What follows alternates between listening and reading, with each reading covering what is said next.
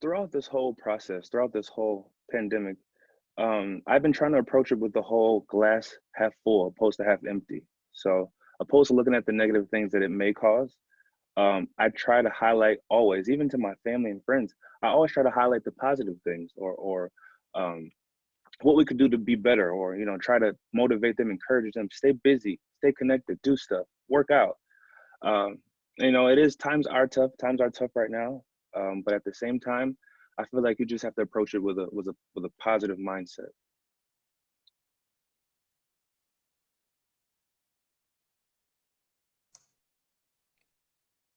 Also, I didn't see the guy that asked the question. Are their No, you're face supposed fine. to pop up?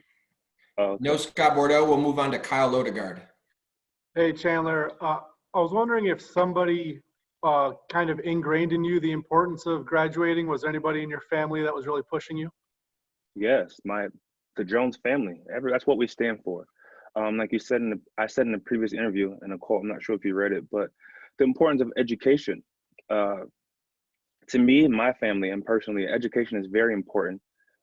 Even though I haven't used my degree as of yet, I'm pretty sure it would definitely come in handy, when I'm done playing football. But that's the reason why I went back after 8, 9 years of being out of college. I think that's very important. My kids could look back at that and say, my dad graduated. So it's happy. I'm happy. It's a huge accomplishment for our family. And like I said, it hangs right up there with that Super Bowl ring. Next three will be Craig Fouey, Josh Weinfuss, and Richard Sines. All right. Hey, thanks, Chandler. Appreciate you taking the time. Hey, let me ask you this. How excited are you to have Vance Joseph back, #1, as the DC, and then the additions through the draft and free agency on that defense? First and foremost, to have the opportunity to play the same position in a consecutive year is going to be fun for me. I feel like I'm more comfortable as an outside linebacker. When I started in the NFL, I was a defensive end, so I'm familiar with position, but I like playing outside linebacker. So Vance Joseph, he brings the 3-4 attack defense, so that's exciting for him to come back. I've got the opportunity to learn him and figure out the plays that he liked to call, and that gels right with our team and with our roster that we have. And for the most part, our draft, we look loaded. And I haven't really spoke about DeAndre Hopkins, but we're talking about the draft. Isaiah Simmons, all those guys. But I got a chance to really look at Isaiah Simmons and his highlights, and I don't know where we're going to play him. So I'm excited for him. Hey, Chandler, how have the virtual meetings been for you? How different are they? And then if you were a rookie or a second-year player at this point, how hard do you think it would be to learn the scheme virtually without being able to go on the field and practice it? Honestly, to be completely honest with you, these meetings, they've been going just like how they would go at the facility. The criteria, the format, when it starts, everyone's on time. And as far as the learning, I'm not sure how familiar you guys are with these apps, but you can put a chalkboard and plays right up here and put it on our face. And there's times where we'll go over plays and it's here. So for me, this is, I think, my 9th OTA, and there's not a huge difference, honestly. I'm learning still. For me, I know a lot of it could get repetitive, but that's when you hone in and lock in and say, I'm sharpening my axe. I'm learning. But for younger guys, they're definitely learning. Well, the ones that are in my class, they're definitely learning because they're already retaining a lot of it. So. All right, Chandler. First of all, again, congrats on the degree. Just touching on that, what message do you think that sends to the younger generation and kids out there that to really apply yourself not just athletically but educationally as well? Well, I think like I said previously, I think education is very important and it's essential. I feel like for me and my foundation, it was always highlighted when someone graduated, whether it's from college, middle school, whatever, wherever. When you graduate, that's huge. But whatever motivates you, like I said, I didn't have that degree, 9 years out of leaving college, and I finally said, you know what, I need to finish it. Luckily, it was 3 credit hours, it was 1 class. But my biggest advice to anyone that didn't finish school is to finish. Why? Why not finish what you started? Next three will be Omar Ruiz, David Brandt, and Mark McClune. Hey, Chandler, congratulations again. Go Orange. Thank you, go Orange. just wondering what perspective working with Terrell Suggs last season might have provided for you heading into your 9th year to not only continue to play at the highest of levels that you've been playing, not only next year, but really into the foreseeable future here. Yeah, playing with Terrell Suggs, the biggest thing that I learned from him the year that he was on the team was to not necessarily take risks, but where I am in my career, I find myself not being hesitant, but almost in certain plays I might say, all right, I'm not going to take that risk. I might lose contain, or the quarterback might throw the ball, or I might get a flag. Not being less careless, but he taught me to say, hey, take it. The worst thing that could happen is, the biggest thing that happens is you make a big play. The worst thing that happens is, all right, they gain a couple yards. So that he triggered something in my brain to kind of take more risk on the field, and it's also accredited to a lot of my stats. So, and to some, honestly, my stats, they lead to the team success. So a lot of those plays were just me taking risk. A lot of them I was called into them, obviously, but a lot of plays where I have the option to go inside or outside. A lot of pass rushers don't want to go inside because it's kind of frowned upon. So I've been going inside a lot more. But he was a great teammate, and like I said, congrats to him on the Super Bowl too. So,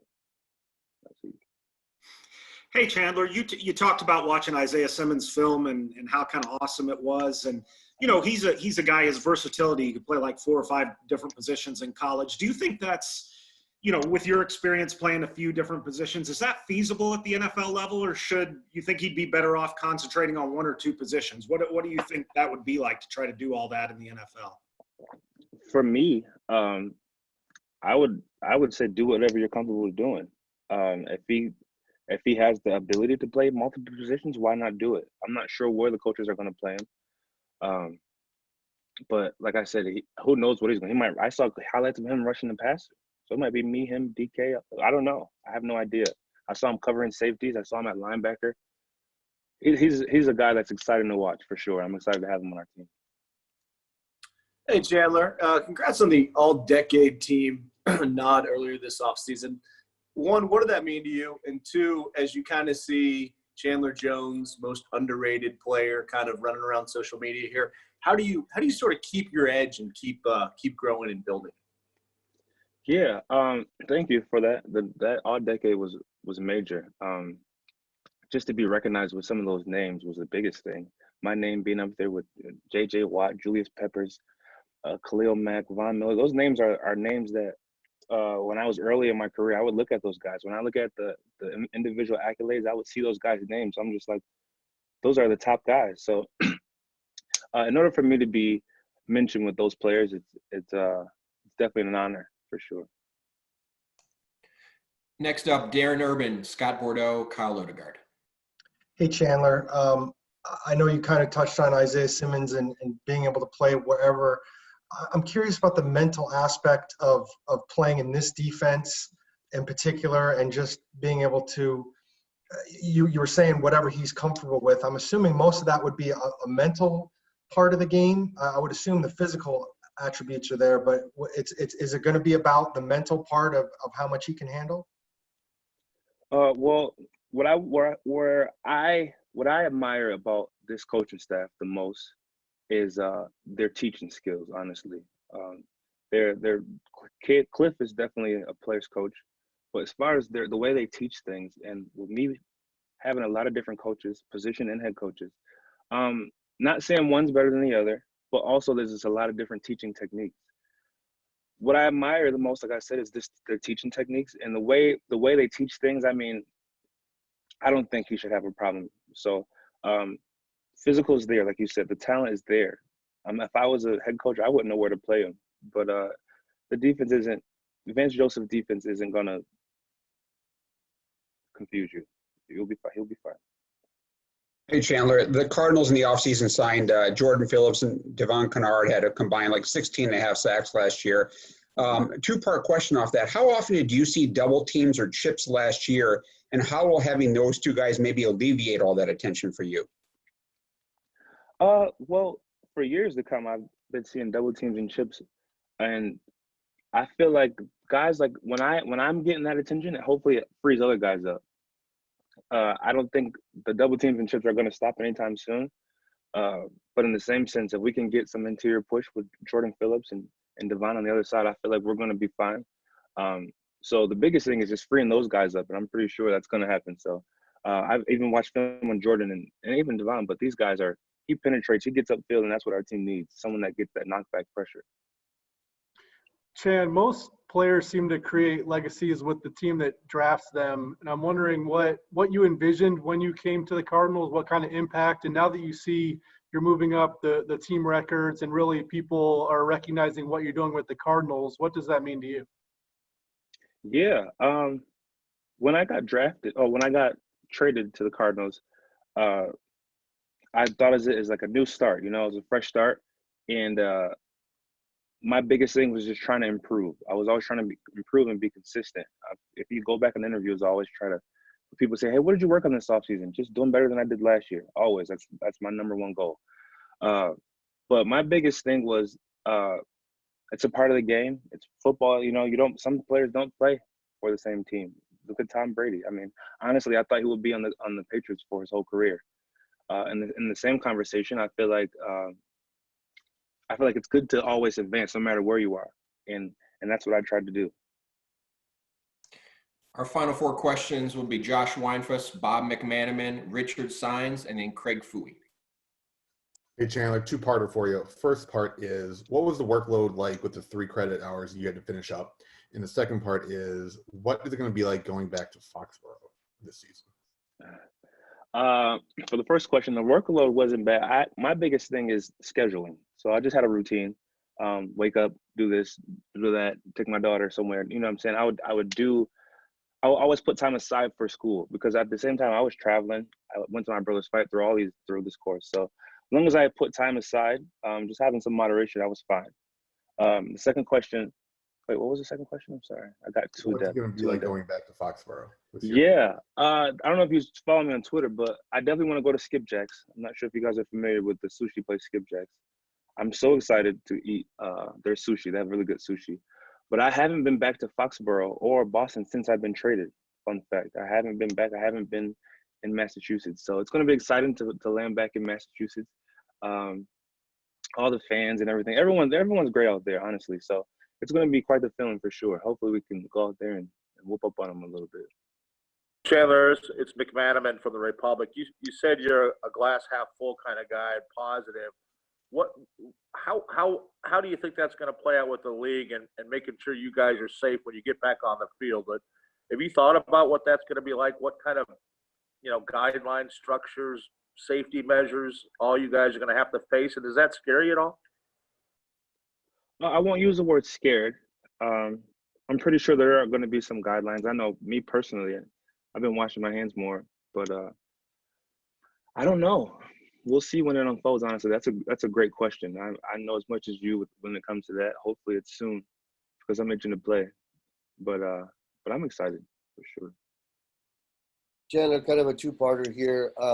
When you look at what the Cardinals did this offseason, you kind of touched on the draft and so on, the commitment to defense, what kind of message does that send to you as a defensive player? And then the second part is, with the first pick of Isaiah Simmons, could he be the future of the NFL of this kind of like positionless player where players you can plug in at different positions? Well, for the first question, it's exciting to me, even though we are a team, whenever we can get more guys on our side of the ball, that's great for us. And for him to be a top pick, a top 10 pick, the face of the NFL for sure. I mean, watching guys like that, you can't not draft him. I'm surprised that he fell to us, honestly. And he's the kind of guy that you can't compare him to anyone, really. He's a player that can play anywhere. Like, I thought it was a pass rusher. And then I turned on his film. This guy's covering guys, interceptions. So, like I said, the sky's the limit for him, and he definitely could be the face of the NFL, for sure, in my opinion. Hey, Chandler, Craig Fouey again here. 7-parter. I'm just kidding, not a 7-parter. Hey, your relationship with Kyler Murray just seemed like you guys really got along well last year. What do you expect from him this season? And then with the addition of DeAndre Hopkins as well, what do you expect offensively from Kyler?